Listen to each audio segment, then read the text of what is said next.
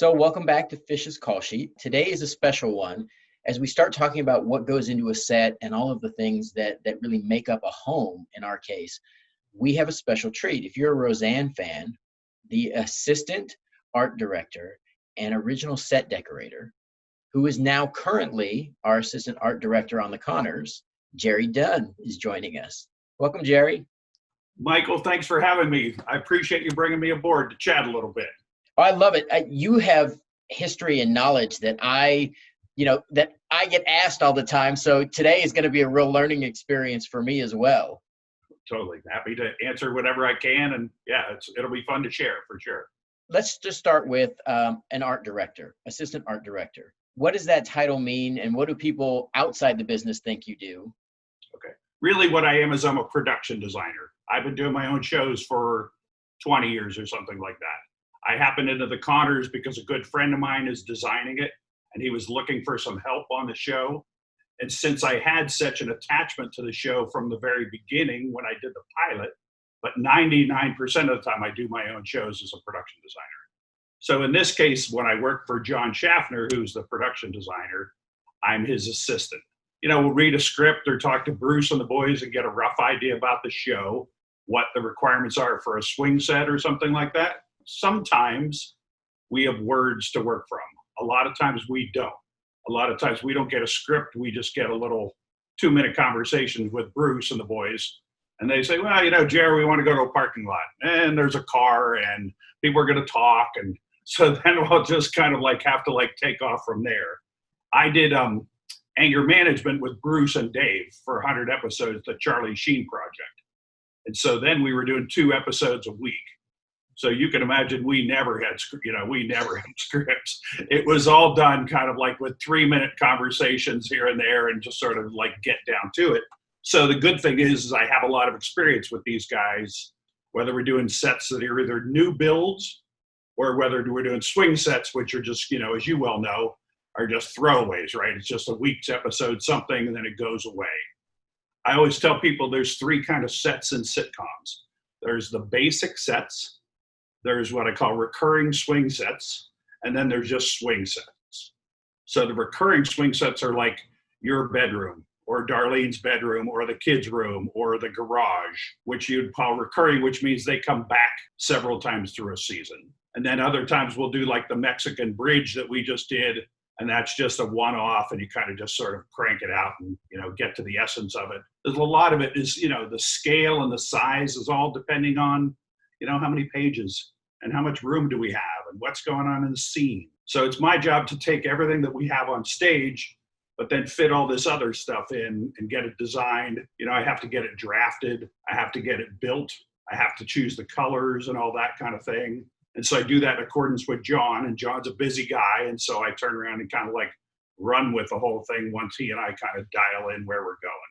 Being a production designer, right, is really like being an art director and interior designer all in one for television shows.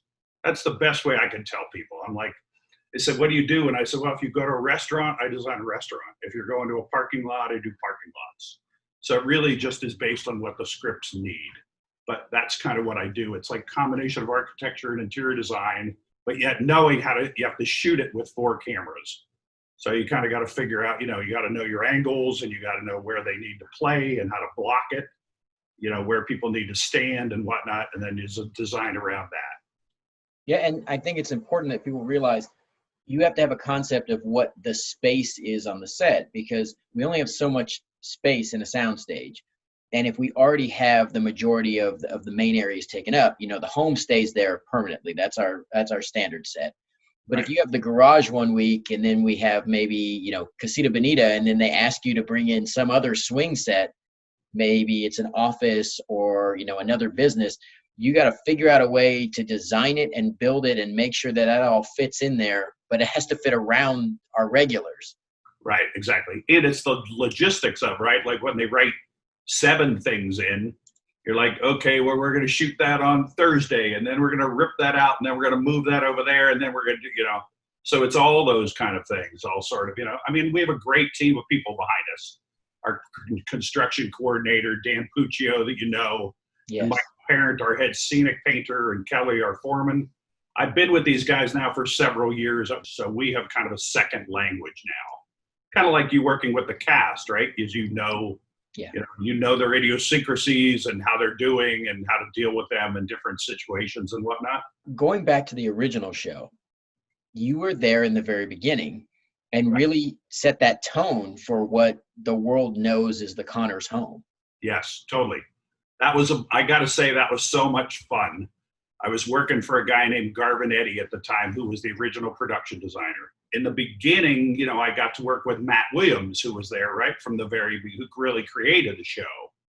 And so when I worked with Matt, the cool thing is that I want to say it was his aunt, Michael, who he went to visit. She lives in Indiana or someplace like that. And so when we talked about doing the show, Garvin called me and said, hey, I got this pilot.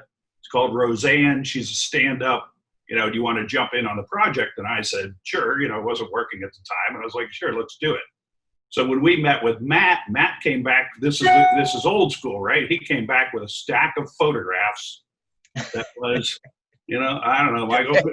He had a couple hundred photographs. And it was so funny because it was this tiny little house, just like the Roseanne house. And we copied a lot of detailing out of the architecture and whatnot out of Matt's aunt's house. So we had, and sometimes you get no information from producers, but in this case, Matt's a super guy and a super intelligent guy.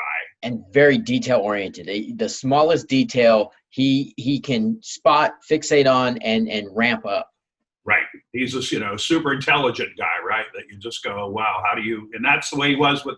So he knew from the very beginning, before we even drew anything, he knew where he wanted it to go and what he wanted it to look like and the feel of it. And Garvin was from, he'll get mad at me. I think he was from Indiana, and I was born in a small town. I was raised in a small town in Western Pennsylvania of 14,000 people. So there's no doubt that I could understand who she was and who the family was. You know what I mean? I grew up in that part of the world, as opposed to somebody who grew up in Los Angeles and would try to design that and might not have the same, I know your dad's construction buddies. Our house has this beautiful home feel to so many people over the years. You guys have done such a beautiful job. In my experience, fans have come to me and said, I know somebody just like that, or I had something like that in my home. And when you say that, that's the truth, is people feel like it. And I don't know that somebody who was, say, born out in LA or born in New York, who just was drawing it or designing it, could have put all the little touches that made it feel like home for people. We had so much fun. He was running back and from New York at the time. Garvin was. And I would go out shopping, and I would, those are the days I'd shop Polaroids, and I'd go out and shoot Polaroids and bring stuff back, right? But people laugh all the time. It's like, well, where did you get all that nice furniture and everything? And I said, oh, you have no idea. We went every place shopping for that show because you couldn't go to a store. You know what I mean? You couldn't go get that look in one place. It was from, the antique malls on Sherman Way, and it was the Goodwill store in North Hollywood, and I think the couch and the chair and the fireplace, we couldn't find a fireplace. You'll laugh. We couldn't find a fireplace for like 2 weeks. And so I was flipping through the Sears catalog. And that's where I bought originally that fireplace we bought from Sears. And we brought the thing in, and it was so goofy looking, but we knew that it was perfect for the house. Right. And if you notice, there's a light switch on the fireplace. Yes. That was my idea, because it was so awful looking. I thought, oh, God, this is too funny. There's got to be a joke sometime or other where somebody walks by the fireplace and flips the switch, right, and turns the thing on. I used to play with it as a kid. I don't know, 28, 29, something like that when I did it. But you were a kid, man. You were like a little boy. I remember, like, everybody was so little, right? Sarah and, the whole bunch of them. Yeah, that was a fun time for sure. But it was great. Like when we did it, right, it was like, we found the Godzilla.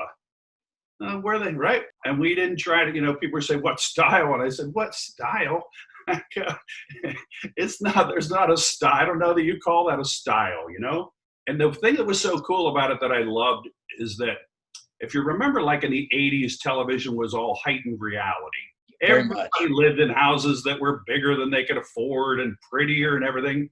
Well, when we did Roseanne, we got down to it, and it was like these people didn't have any money. And so the opportunity to create that on television was so much fun because it was different. And I think that's why people loved the show so much. Yeah, it wasn't, you go to a store and you shop what's the latest couch or what's a trendy set, right? And Right. so many sets kind of fit that they become reminiscent of their time period. This is an 80s show and look at all the 80s furniture and the 80s decorations, and look at a 90s show and all the 90s stuff. Eclectic would be a nice word. They are, a mix of it's the hodgepodge of reality. And I think those are the homes that most of us grew up in. Totally. Right. And when you look at the house, when we did the house, that carpet, I remember that carpet from like neighbors of mine had that sculpted carpet. Right. And we tried to buy that. It was a bitch in the beginning because nobody had it. And Right. we're like, oh, well, we want to use this carpet. And I remember our carpet guy looking at me going, you want that? And so before it was retro, right? Then it was just dated and old shit. People Yeah. wanted. God. Yeah, then it was stuff nobody wanted, and they're asking you why you're looking for that. Totally. And I'm sure we paid a lot of money for that at the time just because we had to get it from, we probably shipped it from. But Probably tried to talk you out of it, right? I'm sure there was lots of things you went to buy. People tried to upsell you or talk you into something better. Or people would look at you, and go, you want that? And you'd be like, yep, that's exactly what I want, and you'd find yourself laughing at it going, oh, well, that does, it doesn't matter. Really, the truth of the matter doesn't matter what anybody else thinks, right? And a lot of the shops that we went to were up in the North Hollywood area, like that Sears that's up there in Laurel Canyon. What was at the time a fancy furniture store on Victory, kind of across from that Sears, where people would go and be like, oh, look at that, And we were buying stuff and we would laugh at each other. And we go, oh, well, that's just perfect. We were like running around. But I must say we shopped a lot for that ship. Surprisingly, we spent a lot of time in the beginning getting that house done. If you were now, you'd go to like the dollar store to buy a bunch of stuff for that house, right? But Right. at the time, we were in thrift shops, we were in Goodwill stores, we were in Wertz Brothers. I want to say the most expensive piece of furniture that I remember that we bought was the hutch up stage under the painting against the wall. Yeah. That was a Craftsman. The original piece was a Craftsman piece of furniture. And we bought it. Garvin and I looked at it and we were kind of running out of time. We had to a couple of things we had to get, you know what I mean? We just had to pick. And he said to me, he goes, what do you think about this? And I said, Garvin, that's too nice. We can't put a piece of Craftsman furniture in this house, But we both knew that we were going to put a bunch of crap all over it. And we knew that the couch and the Afghan would eat up most of it, so you wouldn't really see it. I think that was from the Sherman Way Antique Mall, like out in Tarzana and Encino area out there. We're talking about late 80s. When you start talking about like vintage or thrift stores or things like that, they weren't on every corner like a lot of things are now. Amen. There weren't those places. I mean, there were some that were around that were cool, like Wertz Brothers is a used furniture store, and they have a huge one in Santa Monica now, and it's the only one left. But it was a family-owned business, and they had one on Western over in Hollywood. But we would wander around, and we would find stuff, and we'd be like, oh, yep, there's a piece for the Connors collection, But like things like that one lampshade, that one goofy lampshade that sits by the front door in that house, that's the ugliest thing in the world. And I'm sure now you could sell that for hundreds of dollars at some flea market. But then it was like some piece of crap that some goodie's grandmother probably died.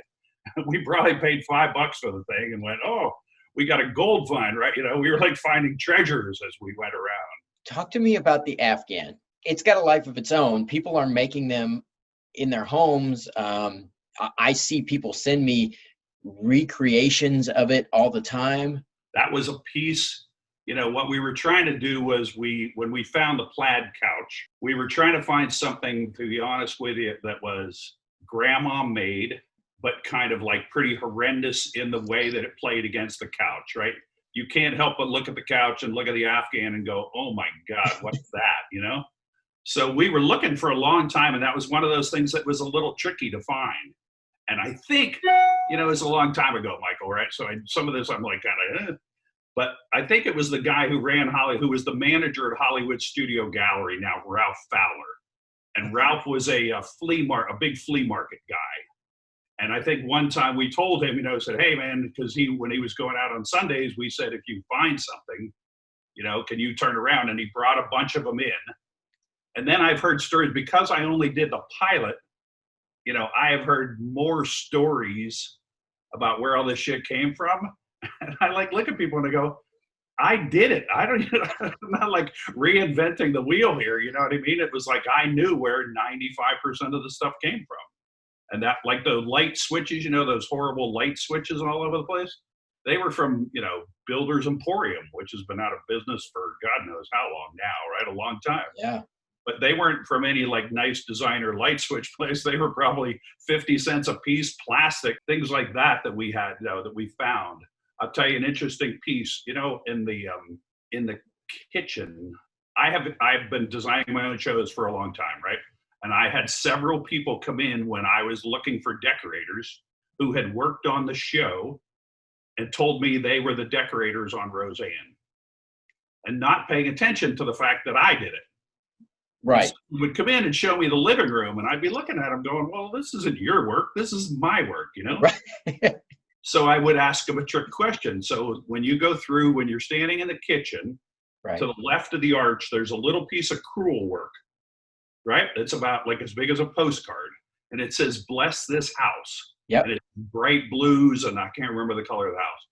That's my great aunt's. She made that for me and sent it to me in LA because she was afraid that I was living in California and God forbid, and and she was trying to keep my Catholic thing going on with me and everything. And she made that for me. And so I brought that in and I gave that to the show. But it was just one of those pieces, one of those stories. You couldn't buy that anywhere. You know what I mean? Right. You'd have to search high and low for that thing. And my great aunt gave me that. And when I put it on the set, she was ecstatic. She was so honored to have it and everything, But it was just one of those little things. Those tin plates that are around the arch in the kitchen? Yeah. I remember I got those in the Salvation Army, and I think those are a nickel a piece. I got 5 of them. It's and I'm sure Ann, who's doing the show now, hates me because she had to go, make all that stuff up and refine all that stuff. Right. I'm sure she spent way more time recreating that thing than I did doing it the first time with Garvin. There's a few things from the original that aren't there because people had taken them home with them. Things like the dogs playing pool, the dogs playing poker. The kitchen has this combination of eclectic, strange, combined, the tin plates, a little bit of needlepoint, the little thing next to the phone where we used to put stuff. Right. What did Garvin and I remember when I found the dogs, and I said to him, I said, well, we got to have the dogs. Yeah. And Garvin's looking at me, and we would get to a point we would laugh at each other and go, are we going too far? I mean? Is that shit too goofy? Are we going, oh my God, what are we trying to create here? When it was all said together and put together, it was very successful. And I think that's what I liked about it, was that it was real. Right. You believe that somebody lived in that house. There wasn't anything heightened reality about it, for sure. Well, I laugh, the wall color, that kind of avocado green. Right. That was so common. You'd never seen that on a television show like that. You've never seen that kind of really authentic. I grew up in a house that was that color. Right. We didn't, that was a big deal, that color. The other thing too, that was really that I love that Garvin did, and we don't shoot it as much on the Connors, but the kitchen was really meant to shoot on an angle. Yes. Not square in. Because when you take that camera to the camera right side, you can shoot to the front door. Right. Well, in sitcom design in the late 80s, people weren't doing depth. They weren't doing, they didn't care about extra rooms like they do now where it's so single camera looking, So that was really, and the directors for a long time were going, we're fighting it. Because when you shoot the kitchen square, it looks too damn big, right? It looks bigger than the living room if you shoot it square. But when you shoot it to that angle, that's how you get the hallway into the bedroom. And you could see to the front door, and you can see out the windows to the front door. So when he designed that, that was pretty revolutionary, actually, when it was done. And it's so funny to watch people fight with it. Just go with it. It's just... I think it's brilliant, Jerry. I have always been struck by the simple brilliance of that set that really was different than television before it. and has been different than a lot of stuff after it. You can do something on our set that you touched on is have people standing in the kitchen, and you can shoot through the kitchen all the way through and see the living room area and the front door. So you can have the reaction of the people in the kitchen who don't want to see whoever came to the door, or dreading whoever just came in the house, which is a really human thing and a very family thing. And it provides you an opportunity to play things that a lot of sets and a lot of shows never did or never could. And it wasn't complicated. And we always knew, like the raised platform in the kitchen, when we put that up, that's 6 or 7 inches, it was kind of like for her to have a bit of a stage. You know what I mean? So she could come charging in the kitchen, and all of a sudden she's standing on that platform, right? And she's eating the room up. Right. She's got you all are the audience, and Roseanne's like doing her thing. And so it was all those little subtle things, I think, that made it so good, that looked so simple. The handrail that goes upstage, up to the upstairs of the house. Yeah. Well, you can see where how the railing on the angle dies into the wood part of the post. But the handrail up on the landing lands in those 2 white painted areas. That's my drawing mistake. I drew it wrong, and the guys built it in the shop, and Garvin came in to check, and he goes, "You drew this wrong." And the shop owner got pissed off because we were in a rush, and so he didn't want to change it, and so it was left. And so when John went to design it again, the set designer sent me the drawings, and he goes, "Well, I corrected that." And I said, "You can't correct it." I said, "It was my screw up, but it should be there." You know what I mean? It had to look like the real thing from before. So there's all those, because we do this stuff fast. When we did the pilot, we met on like a Thursday. And Garvin said to me, he goes, "I'm going to see Matt, and he's going to give me some information." And then Garvin was going to New York on Sunday to do Cosby, because he was doing back and forth. So Garvin walks in on Friday afternoon and hands me this giant stack of pictures and a couple scribbles, and goes, "Here," he goes, "I'll be back on Wednesday night, because we have to show models to Tom and Marcy like Thursday afternoon." And it was the master bedroom, it was the house, and it was the plastics factory. So there were those sets. And so we literally cranked that thing. I cranked that thing out in like 2 or 3 days. So when I made a drawing mistake, I was like, "Oh, well, sorry." Yeah, I have some questions about that. So you designed this set, right? And Garvin was just brilliant. My experience with him is he, subtle things like being able to see, and the angles that we have from the kitchen to the living room, but also from the kitchen into the utility room. Right. It makes it such a useful space that was ahead of its time, really. Right. Well, when we put the jalousie windows between when we were talking, brilliant. We put the jalousie windows in because the mudroom really was an addition to the house. Right. And so we put the jalousie windows in because we knew you'd be able to talk back and forth between them. It's like that scene that we did when she was imitating Hillary Clinton. Yeah. And it worked so well, but most times people would say, "Well, we have to see their faces pure and clean. We have to see their voices clean." Right. But we never worried about that because it was real. It looked like something that somebody would do in the Midwest somewhere. And they would build that goofy mud porch because the wife was complaining because she didn't have a washer and dryer under the roof, kind of a thing. So that's where it came from.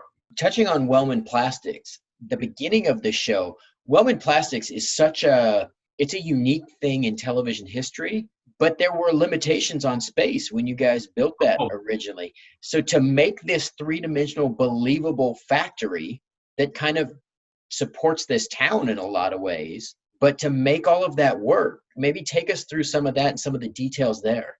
That was kind of like a work that was written a little bit, but it expanded and it grew.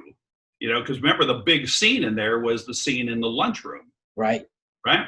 So the lunchroom was really the focus set. And then the manager's office, I think, was to camera left, but you never really went in there. Right. And then camera right was the entry from the factory. And then you had the factory upstage. And like you said, we were in that warehouse in Culver City, so there wasn't a lot of room. And it had those metal posts. You were a little kid, but they were little posts. There were posts all over that stage. So we had to design the sets around these posts. So we get into the plastic factory, we're like, there's no other place to put the set, and there's a pole. So the polls sort of like became part of what we were doing, you know? But I'll tell you a funny story about that I think is hilarious, right? That was computers were just starting then as a tool. You know what I mean? Nobody really had computers in the art departments then. So all of the boxes, I remember Garvin coming to me and we got like, all the equipment was not easy to get, but we found the guy down in Orange County who brought that big giant press machine that was in there that weighed like 3 tons, and it took us all kinds of shit to get it to the stage and everything. But then, he's like, well, we need stacks of boxes. Well, nobody really knew what they made at that time, right? Because it was the pilot. And right. So do you know what letraset is? Are you old enough to remember what letraset is? So no. Letraset were black vinyl letters that came on plastic sheets. Oh, like, yeah. I've used them. Yeah. Right? Yeah. So I had to peel off, and I had to do all those labels in letraset. And then you could only go to Kinko's and get like baby blue, off-white, yellow paper, right? That's all they had. And so I remember going to Kinko's, and the day of the thing, running off all those labels. When you watch the pilot now, the labeling looks so funny and so horrible because that's all that we had at the time. Right. So we were doing like address labels on a typewriter and putting those in the corner of the boxes. And all I remember is spray gluing, because we had, we were low budget then. We didn't have a lot of money to do that show. We had to spray glue all those pieces of yellow and blue paper. And I'm trying to put them on the boxes, and everybody's like, get out of the set. We got to work. I don't like the smell, and I'm just standing there like an idiot going, spray gluing. And it's got to be done. That's crooked. And I'm like, oh, you asshole. I'm sure it's crooked. Everybody's yelling at me, get out of the way. Yeah. But that was one of the funniest things about my favorite scene in that episode is when she's eating the donuts talking about men. You take this piece off, and that's, that's all the macho stuff the world told them, and the stuff from their mom. And the funniest part I remember, because those were days like art directors did a lot more in those days. Now there's more people in an art department. Right. But in those days when I was doing it, it was like, you were like a one-man band sort of pulling all this stuff together. And I remember getting a couple dozen donuts in the beginning, just having them there so that they would have something to rehearse with. And Garvin was looking at me, and I said, I bought, 2 dozen. And he goes, well, you didn't need to do that. You needed to buy like, 4 or something like that. So then she starts doing the scenes, and every single take in every rehearsal, he was eating them. And I was sitting there watching going, God, man, she just ate like a half a dozen donuts in like an hour. You and I'd be throwing up, and Roseanne just sitting there going, well, it's a guy like this, and she's like, I like this, and she cracks them up and shoves them in her mouth. That was one of the funniest things I'd ever seen in my life. She was hilarious. Describing what you do, right? What is the best part of your job? It's the interpretation. It's like you give me a script or you give me an idea and let me run with it. The writers don't have to be super specific. And Bruce now with me is pretty trusting. And so I can go to Bruce and I can pitch something kind of out there a little bit. And sometimes it's a little, he's a very smart guy, and he's a little, he gets very cerebral about things. But then when you have a chance to talk to him and kind of explain what you're doing and whatnot, I think it's fun. Like the tattoo parlor that we did this year, the rock and roll bar that we did, which where he sang. So it's such a neat set. And having all of the people from the crew and people who work on the show sign the wall. It's right with all the bands. Yeah. And it's just a subtle thing, right? But it's a galvanizing thing on top of everything else. And people can say, hey, that's my signature, or that's my moment, or right? Well, and Michael Parent, our painter's a guitar player. Yes. So I wanted Michael to be able to turn around and do some squares, because I had worked in enough clubs. I used to be before I became a designer, I was a lighting guy and a roadie kind of a guy. So I had been in clubs like that before and whatnot in Pennsylvania. And so they just had to sign the wall. I mean, every van that came through with some shitty rock and roll band or other had to put their signature in the place, Right. So I wanted it to have that kind of earthiness. I think that I do real well with the show is it's really consistent. Ann does a beautiful job, and that we keep it real. We don't venture out of the Connors world. To stay true to the city and the character and the family, it's just got to be, everybody has to look at those sets and don't even care about them. They Yeah. just have to know that that's a bar where Dan would go get drunk. Right? I'm still waiting to see DJ's house because I'm not sure what that would be between him and Gina and like I can't wait to see at some point if you get to do that. I'd be fascinated to see what kind of mix that is. Me too. You know, it's a fun process because you've got a daughter who's very outspoken. Right. You know, so she's got to. It's not like when we did the Connors house. It was Dan. You know, it was her and Dan. Right. You guys wouldn't have had to say anything about it. You know what I mean? It's like, there's your bed, lie down, shut up. Be happy you have a bed kind of a thing. The fun part about your house, and you know, you'd have your wife all over that house. Right. And she's, you know, got her whole military thing. And religious. Right. And your own thing. Organized, and he clearly is not. No, right? So, in fact, it was so funny. It's interesting because the first time when we got to do the vending machine office, first, right? That's the first time we've really seen you in any kind of an element. Right. I actually thought that maybe we were going to run with that storyline a little bit. I thought that might be a fun thing to see you doing to earn a living. Me too. But who knows? We'll see. I'm sure Bruce and the boys are coming up with all kinds of good stuff for the next season. What's the hardest part of your job? Logistics and time. Yeah. You know, it's like sometimes you don't get any time to design stuff. You get a sentence and you get a day or so. Right. Because what people don't really realize is how many days it takes to build them and put them together and paint them and get them decorated and everything else. So a lot of times, you know, you design fast, you know, and you have to really kind of lock and load. That's what I tell people. It's kind of like Bruce will tell me something and I'll just sort of, you know, or John will come in and mention that we got to do something. And I kind of really have to, it's kind of like having 1,000 flashcards flash by you and you kind of go, boop, boop, boop, boop, boop, boop, boop, bang. Right. And then you have to go.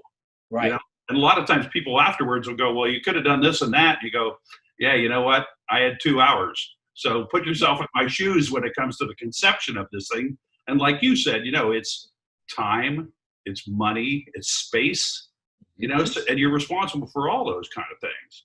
And so there's sometimes that you design stuff and you look at it and you go, God, I wish I would have been able to. A lot of times you just can't. You have to trust your instincts. You have to know your product and know the project and go, here's my best shot at it. Let's go. Well, and sometimes the usage change. You can have this idea of what it's going to be, but then the lines change and the usage of the space changes. And you think to yourself, if I had known now how you were going to use that, I would have done this and this to make it easier or to really highlight those things. Right. And then that's when you just sort of can't do a thing. You make the best of it. You go, okay, they want to rearrange it or they want to block it or something different or whatever. And, you know, that's the other part of my job, though. That's my job is by the end is to have it right for what the producers and the directors and the cast needs. And you have to adapt in 2 hours in the morning from 4 to 6 in the morning because company's coming in. And you go, you can't work all night all the time. And so a lot of times what people don't see is how fast that you do things on stage to turn things around, you know? Oh, I was struck. You know, our first season at Warner Brothers, we were on a smaller stage, partially because a lot of the like dressing rooms and things like that were built into the stage as opposed to being outside. So they ate up space that normally would have been yours to work with. We were turning over sets so rapidly. Almost every week we were shooting something Thursday and building overnight and painting and then creating a brand new set or a brand new space for the next day. Right. And our crew was brilliant. I mean, just flat out brilliant, week in and week out. I don't think I've ever seen people turn over as many sets over the course of a season and as rapidly. You guys did this tremendous job of designing, making, being functional, efficient, and then making it happen. Well, and that's where, you know, my great construction coordinator, Dan Puccio, comes in because, you know, it's like you can figure out a little bit of it, but that's not primarily what you do. I mean, when we were doing anger management, you know, we were doing that Charlie Sheen thing and doing 2 episodes a week. Well, we had 2 complete stages for that show. And we were doing Bruce writes big. Right. So we were doing, sometimes we'd have 15 to 25 sets going at once. I needed to, I mean, we all needed to get in that mode. So by the time we got to stage 5 at Warner Brothers, we were all kind of like, it's only 2. It's not 5. Right. It's not quite so bad. And other people would look at you and think that you're nuts, and you go, well, you know what? It's just what we do, Right. And that's our job. And that's our job, is to make it seamless and make it easy for you guys. You're the most important things on the show, right? You're the stars of the show. You're what makes it go. Without you, there's no show. There's nothing for us to work on. Well, and it goes hand in hand, because the spaces, the places, all these things have to come together. I'm such a fan of how production, everybody has their role that helps make something great possible. In order for us to do an amazing show, we need amazing people to present an amazing environment, and then we got to deliver. And that's the one thing on the actor side is, we got to make sure we deliver, and we deliver we get good lines, and that helps. And then we try to heighten them, and we're given a better world to play in. And every side kind of lifts each other up. Doing set turnarounds, right? Is that we know that we have to give them to you. Right. We have to give them to lighting. You know what I mean? Our work has to be so efficient, and we have to get the hell out of the way. But we need to be finished before we get out of the way. So we kind of got that down as far as how fast and how to design certain things and go, okay, we can turn this around.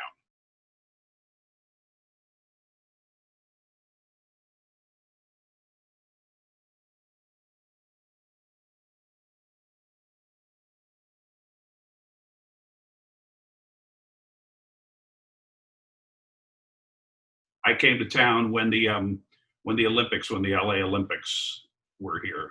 I went to graduate school in San Diego. I went to have my master's in set and lighting design from San Diego in theater. Okay. And I came up to Hollywood out of that world and jumped into television. And it's a different world.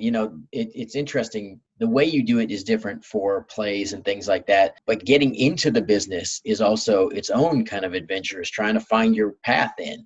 Totally. I had one guy that I had met in the theater, a guy named Bernie Vizca, who's a very successful sitcom designer as well. And he was working at a theater company up in Santa Maria that summer of '84, and that's where I met him. So we were talking, and I had some opportunity to do some theater work at the Actors Theater of Louisville, at the Arena Stage in Washington, D.C. I had gotten some job offers. And so I talked to Bernie, and Bernie was decorating Days of Our Lives, the soap opera at the time. Okay. So I talked to the people in Louisville, and they were like, oh, you know what, we'll pay you $500 a week. And you can live in a house with 8 other people, because that's all you'll be able to afford in Louisville. And Bernie said, you know what, I make a couple thousand a week decorating sets in Hollywood. He said, I think you're pretty talented. He said, why don't you come down and I'll give you some phone numbers. Awesome. So I came down, and he was kind enough, and he gave me some great advice. He said, everybody that you meet, ask them for a couple of names of people to call.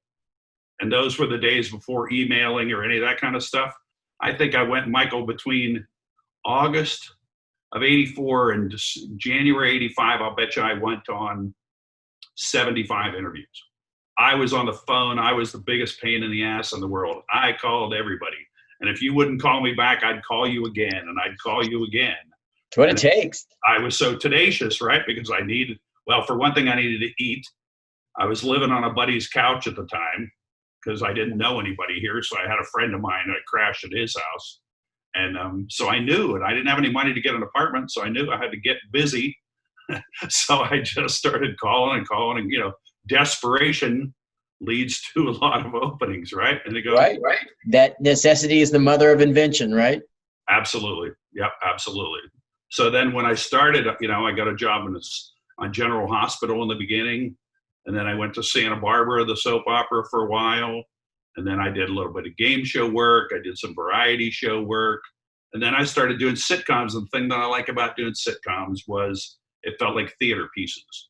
It gave me a chance to do character, as opposed to doing a 1-hour drama. The hours are a lot better on sitcoms, right? Yes. So I wanted to have some kind of a family.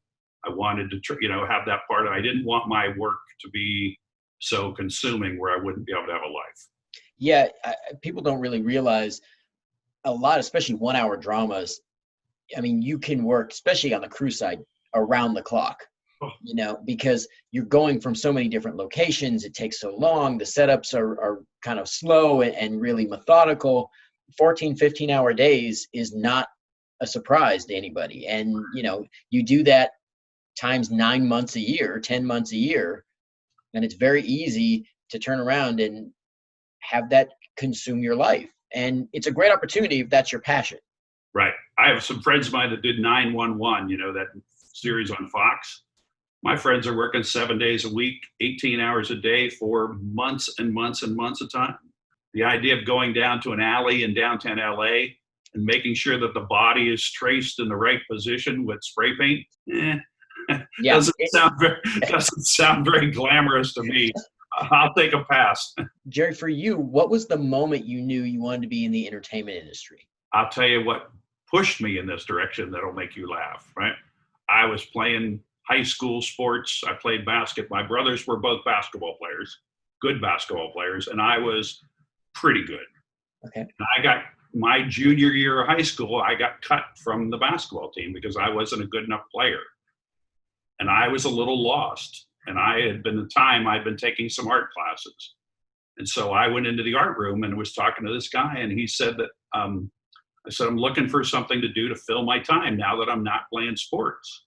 And he said, well, why don't you come work? He said, you're a pretty good painter.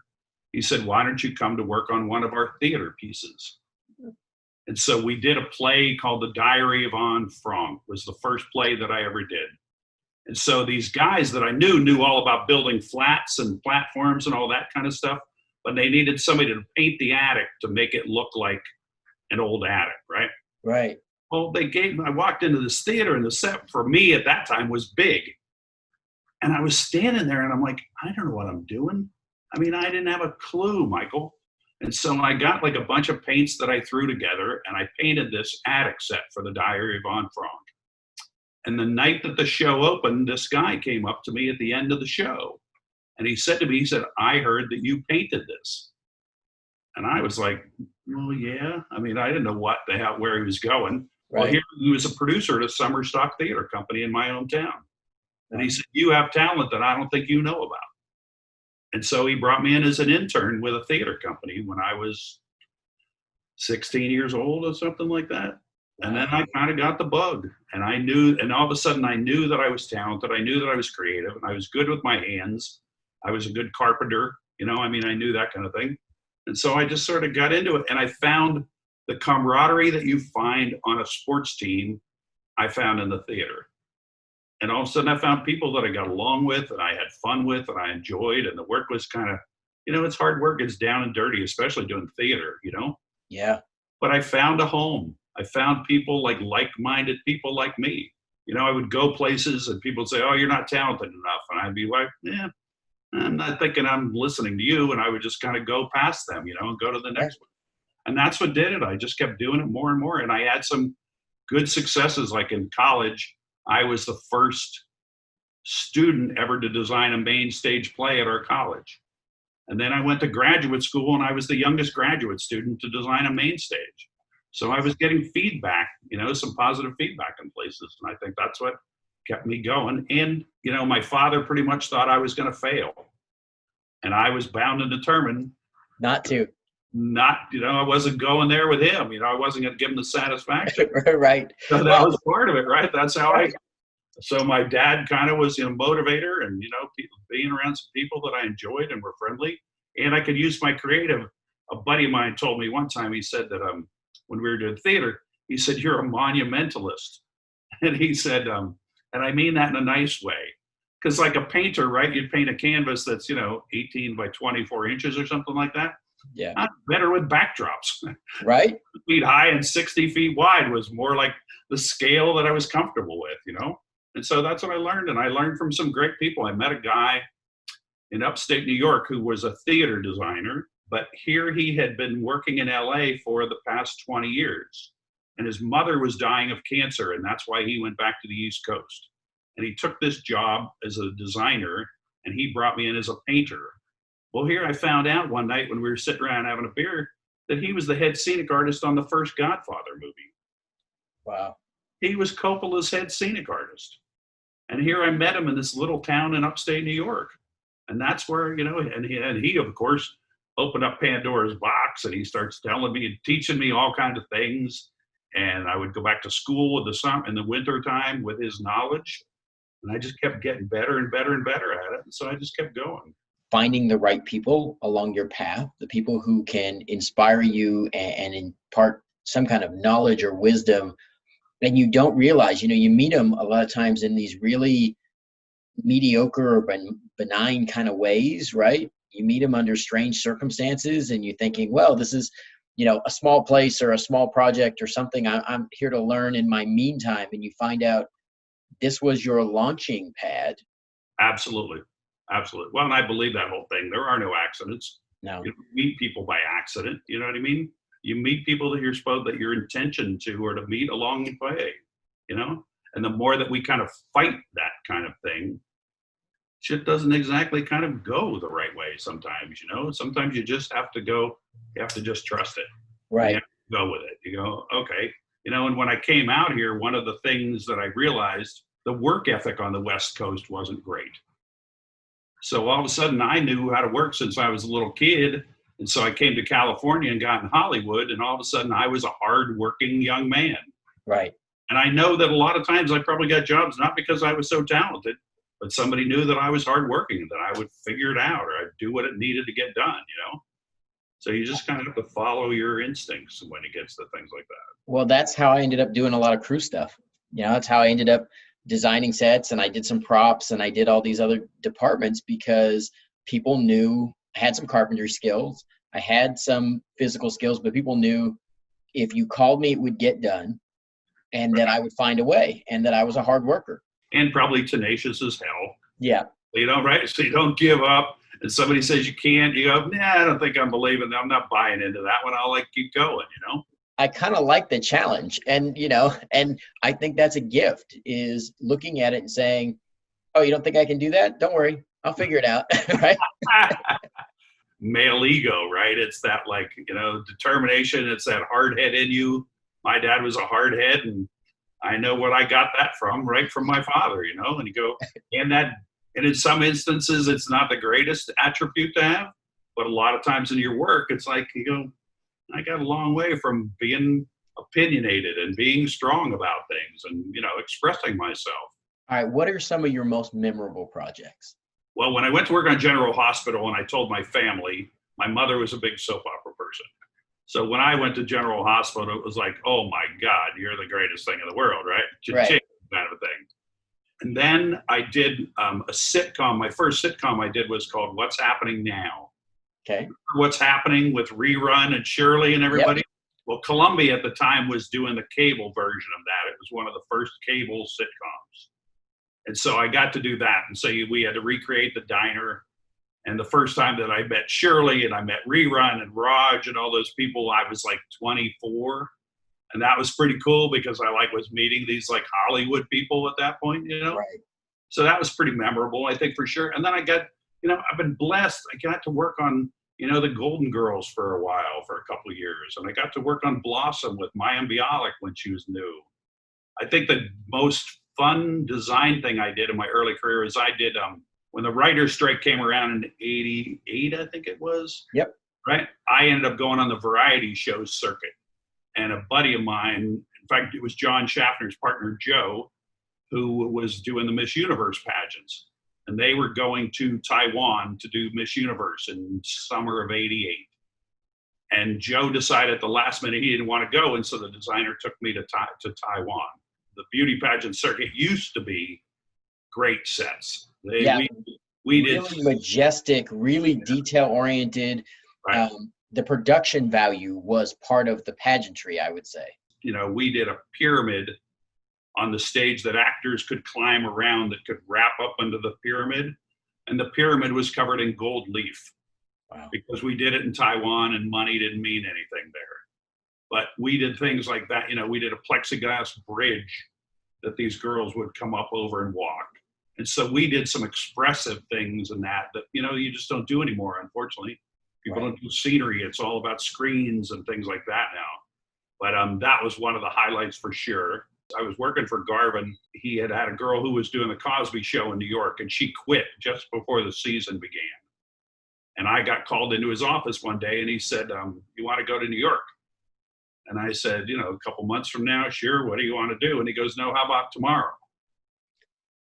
And I had to go to New York, and I had to take over the Cosby Show right from the get-go of the last season. And so I'd never designed my own show before. I was petrified. Here I had to go across the country and deal with that, with the #1 television show in the country at the time, right? On a day's notice, because that's how our business works. Right, and on a day's notice, and all of a sudden I got to find an apartment, I got to get settled, I got to set up an office, and I got, on and on and on. And then I've done, I had a good run. I did several years at the Disney Channel. That's So Raven, which was a big hit on the Disney Channel. Yep. And I did the Sweet Life series. We did 150 episodes of the Sweet Life show with the Sprouse twins, yep, and Ashley Tisdale and Brenda Song. And then I did Hannah Montana. So I had did 100 episodes of Hannah Montana. And then I got to do, I just finished doing Fuller House for 5 years. So the woman who had done Full House in the beginning took it over from a friend of mine, actually was my mentor, that designed the original Full House show. And so then I got an opportunity. The guys called me and they brought me in and hired me on Fuller House. So I got to create, recreate this iconic show for television. So you get like bits of history in there too, It was a great honor. It was a hard show to do, but it was a great honor. It was fun to, recreate. And then things like the Connors comes aboard. I was willing to work as an assistant because I felt like, remember when you did when Roseanne in the beginning, they wanted to do Roseanne non-union. You remember that? Yep, I do. So they wanted me to do the show, but the woman who was running the company at that time told me in order to do the show, I had to give up my union card. Mm. Well, I wouldn't, I just got it like 2 years before. And it's hard. People don't understand from the outside is you could spend a long time trying to get in the union. Right. So I had a card, and here she said to me, well, the only way you can do Roseanne is to give up your card. And I said, no, I'm not. Why? I was giving up health insurance. I was giving up benefits. Well, then, by not getting the Connors, not getting Roseanne, I started doing my own projects like a year or so later. So everything works out the way it's supposed to work out, At the time, you don't really understand it. You're kind of going. And that's why it's fun coming back to it a little bit. Right. Kind of finishing some thoughts, and I'm getting to kind of express myself in that world that I didn't get a chance to the first time around. Now, what's one of the strangest requests you've gotten? So when I was doing That's So Raven on the Disney Channel, the guys came to me and they said, we want to do a museum interior. And I said, okay. And they said, we want to do a gastro exhibit. And I looked just like you're looking. I was like, okay, keep coming, keep coming. Right. Well, they wanted a giant stomach, the exterior of your large intestine. And the joke is that Raven, Simone, had to walk up to the side of it and open up a little door. It was as if she could see inside the stomach to see how it worked. But then in the magic of her show, she fell into it. I had to design the inside of a stomach for a full-scale actress to be inside of. And I stood there and I looked at these guys. So I spent a lot of money on the museum, and we had the outside of the stomach, a big carving project. So it was just logistic. We found a good artist to do it and whatnot. But then when it became the interior of the stomach, I was like, what do I do? How do you pull that off? I was flushing around and I had to do it on a weekend. Of course, we only had like 2.5 days to do the thing. So I was looking around trying to figure out, okay, so if I could find a bounce house that maybe could look like that she could bounce around on, right? And if I'd had some walls, then I knew that at least I could start somewhere. So I found a giant spider bounce with all the big legs that come down from the spider. Okay. And I had to get some upholstery guys in there, and we had to get volleyball nets. And we had to fill the spaces between the legs that were inflatable. And then we had to turn around, and then I had to put different kinds of foam in it to make it look like the veins all on the inside of the stomach. And then I put some twinkle lights inside of it so that you could light it so it would look like something. Right. And then we covered it all in pink chiffon. And we made a stomach interior out of a bounce house. See the beauty of getting to do this and listening to this, because you start out with an idea that seems so foreign. It seems almost laughably crazy, right? I was terrified. Yeah, and then you start taking it apart and breaking it down and saying, how am I going to make this happen? Because the thing that people don't understand, we don't have the option to say no, right? Absolutely, right? Right. They'll find somebody else. They go, oh, I don't want to do this. Okay, great. Well, and sometimes you get lucky that somebody else had done it. You know what I mean? So you can look at it and they say, oh, somebody did that on this show. And so you can find that gag or you can find that thing. When it came to the stomach, I was like, and I'm calling some of my friends going, hey, man, did you ever do a stomach? And they're like going, no, good luck. Yeah, that's the other one. People are always like, no, but good luck to you because I'm glad it's not my project, right? Let me know how it works out. You know, you go, oh, thanks.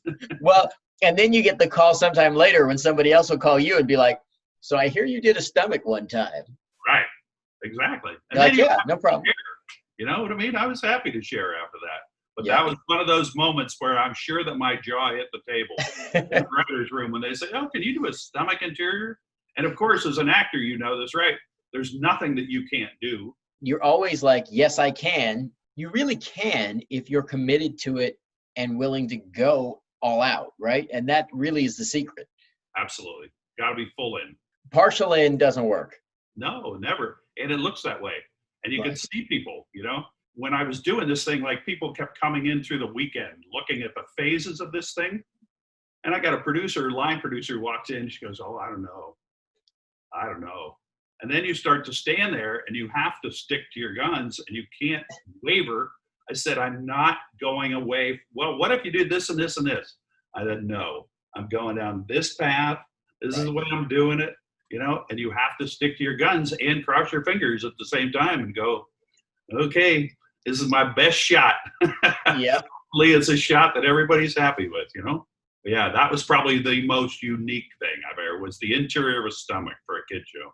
Okay, I ask everybody, what's the first thing you look at on a call sheet? The fact when they're shooting special effects, because a lot of times on special effects, we have to stay. And I hate staying late. So of course you'll shoot like all day, you'll be shooting, you know, the scene sitting at a desk, but then you do the house falling down at 11 o'clock at night. When there's no time left and everybody's in a rush and people are tired and there's not a lot of time to get options if something doesn't go right. And everybody's expectations are off the charts. And you've been there, you know, I start my days between 5:30 and 6 in the morning most days. Right. So when you're working till 11 o'clock at night, all of a sudden you're going, man, I'm like on hour 19. I just want you to pull the trigger and blow the house up at that point. That's probably my least favorite thing, are late night shoots that I have to go to. Well, I was going to ask you, what's the last thing you want to see on a call sheet? A late call? Yeah, it's when I have to be there until late in the night, you know, and like you said, you get one shot, everybody's nervous, everybody's impatient, and everybody wants it to be perfect. And you're standing there going, you asked me to blow up a house.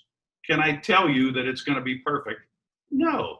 I can tell you we did every single thing that we could find that you could afford with all the people. We have all the talent, on and on and on and on and on. And you know what? All these guys got their fingers crossed. Because when that detonator goes off, I hope the shit falls apart and blows up the way we want it and the way that you want it to too, but we don't know. Well, and you're always doing this, like you're watching whoever the big decision maker is, whoever that is in that room, you're always watching them like, right. And then if they smile or they get excited, it's all good. if they go to their chin, that's usually, to me, that's usually the sign like, oh no. Well, and you know, Bruce is the most, he's the best poker face in the world, right? Yes. So you don't ever get any big reaction out of Bruce. And if you see that little smirk on his face, yes, you're like, touchdown. Yeah. I'll leave it right now. Right. Well, and you go, okay, we're good, right? Like, what do you love to see at craft service? Oh, apple fritters. Oh, okay. They're crack. I mean, that is I like to turn around and, you know, people go, oh, they had pizza, they had, you know, steak, they had this and that. because I never eat them, right? It's like one of those things that you can eat about that much of an apple fritter, and that's like enough for like a week's worth of sugar. Right. But apple fritters, and when I first came to town, right, it's like you did. You walk on stage and they're like, well, here's all this food. And you're like, okay. And I'm in my 20s going, Okay, now what do you hate to see at craft service? oh, probably healthy, really healthy things like Brussels sprouts, things like that I really don't, not like really into. Yeah. And you should eat them, but you really don't want to eat them, kind of thing. Oh, I always find myself. I remember, Michael, what it was. It was lox. Oh, Ooh. yeah, that's not my thing. No, man, and it's like, whoa. Like, and I love sushi, but I walk in the morning and I see a plate full of lox with I'm like, no. Okay, how do you define success, Jerry?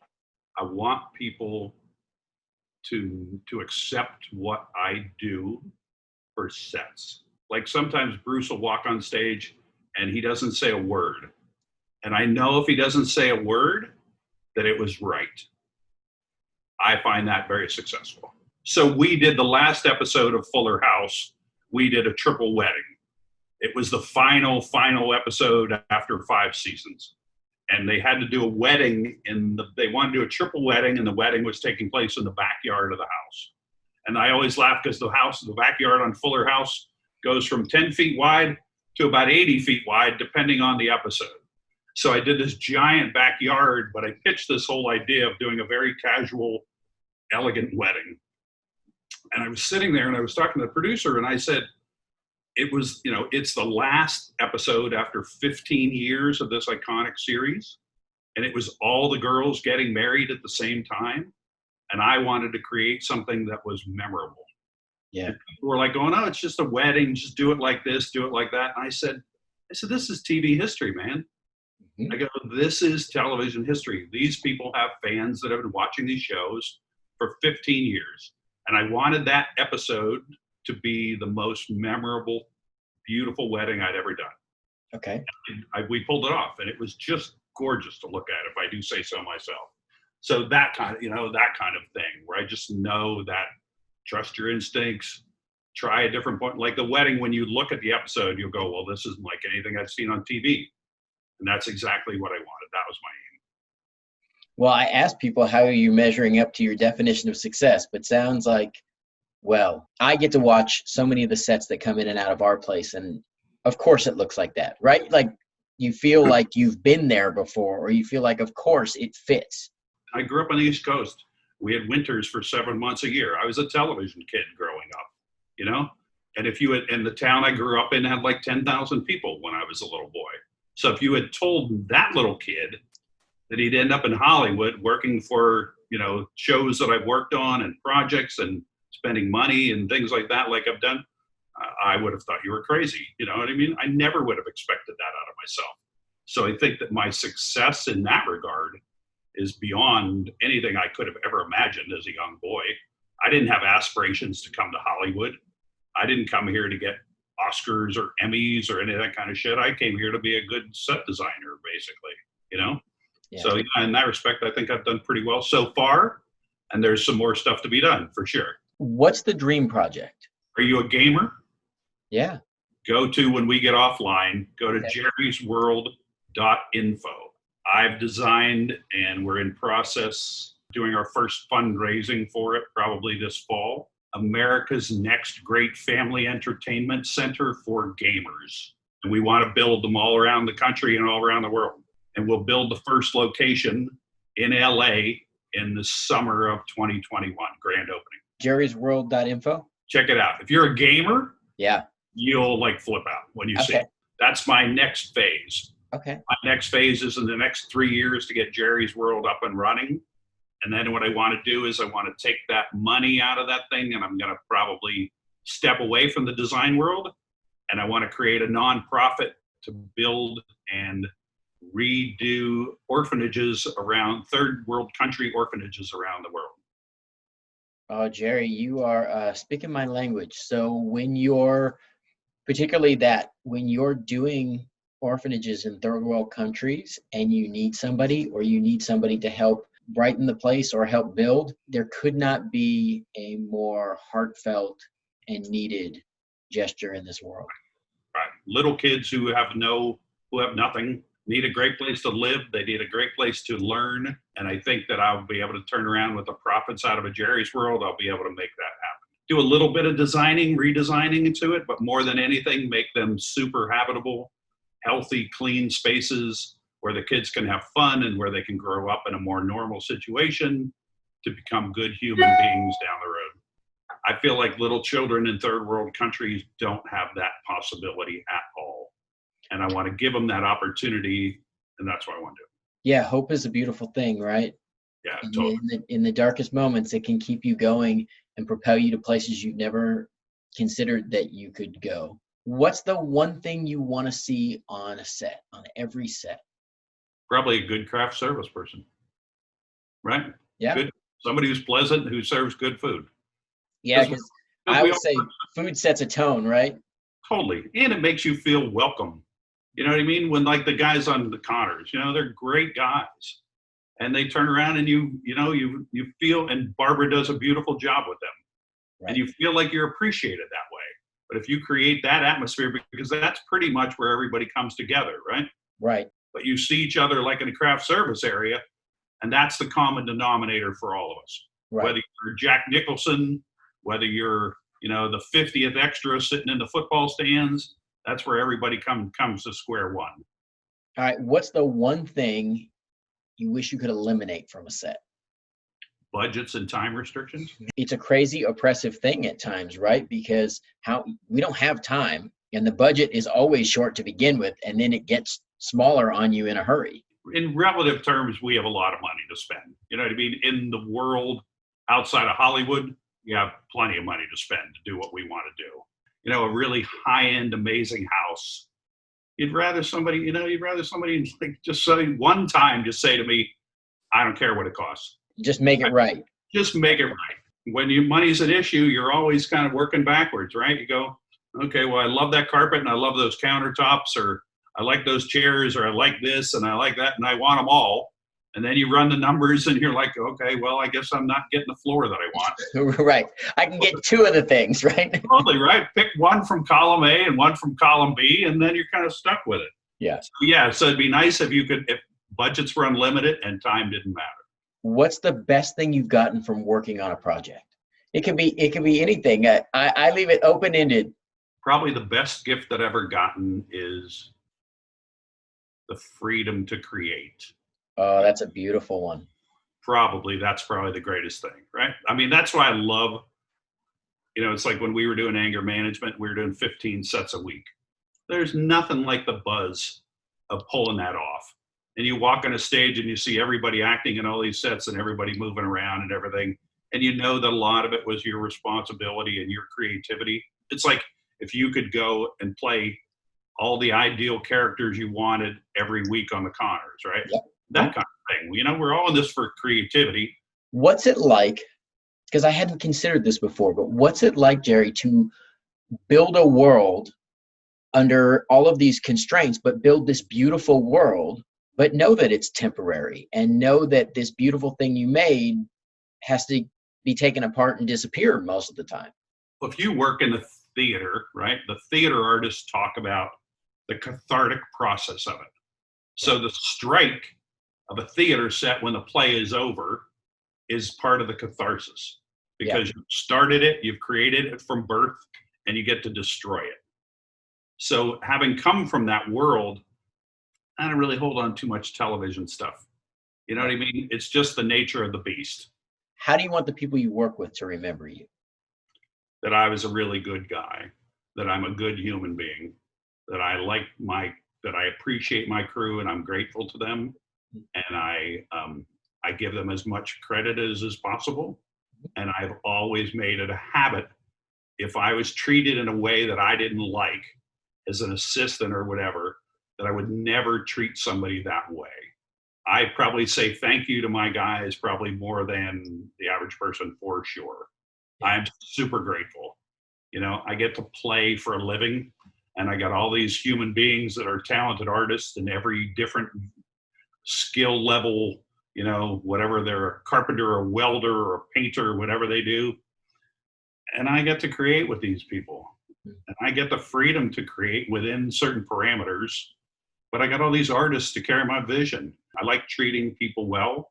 And I would hope that people say that I'm a good guy and I'm easy to be creatively collaborative with. I strive to be the same. I love to value the people I work with. And I'm You are a good very guy. thankful. You are a good guy. I can tell that. I watch the way that you are with people, and I know Michael Parent, you know, and all that he had been through and whatnot. Yeah, you are very unique in that there's not a lot of people who are in your position who take that point of view. It's a beautiful thing. That's a nice gift, Michael. Thank you. I appreciate that. And I want to say thank you. I want to say thank you for making the worlds I get to play in each week, and for breathing life into a set and giving me the opportunity, and all of your crew and everyone who's involved. But in particular, Jerry, that I have you today, thank you for making my worlds better, literally, week in and week out. Okay, my pleasure, Michael. Thank you very much for the opportunity. Absolutely. I have one more big question for you. What's the legacy you want your loved ones to take from your life? That I was true to myself in what I chose to do for a living. That I didn't try to do this for anybody else. And I had a lot of people along the way tell me what I couldn't do, what I shouldn't do, what I can't do. And I just sort of kept plowing through it as I went. And be able to bring, you know, because we have a vision, right, that most people don't. Right. You know, so to be able to give that gift to other people is a great thing. For me, it's about sharing gifts, right? It's about finding a way to make life a little easier, a little better, a little happier for the people around you, and sharing the things that you're good at, and then learning from the people who are good at things that I'm not. Right. And to make things prettier for people, and to make things more authentic for people. Thank you so much, Jerry, for coming on, for sharing your wisdom. But I love it. I love your passion and your connection to everybody you work with. And it's so wonderful to get to have the world that we get to play in, but it takes a special person to build that world. Thanks, Michael. I appreciate that a lot.